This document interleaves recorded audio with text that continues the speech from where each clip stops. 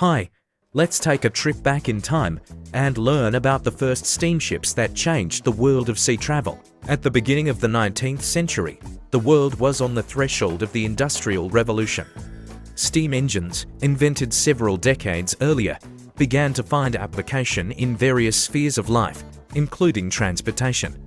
The idea of using steam to propel ships seemed fantastic, but there were daredevils ready to realize it. One of the first was French engineer Claude de Jouffroy.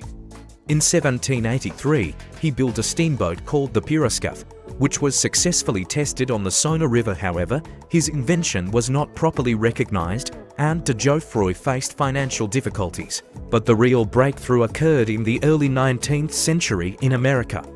In 1807, Robert Fulton, an American engineer and inventor, built the steamship Clermont.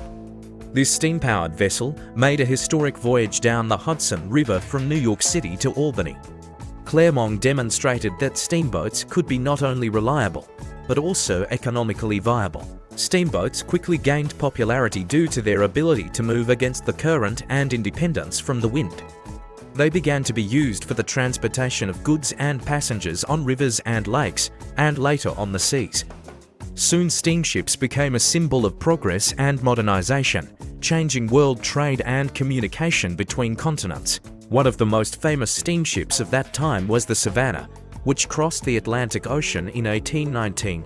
This event was a milestone in the history of maritime transportation, proving that steamships could make long sea voyages. Over time, steamboats became more sophisticated.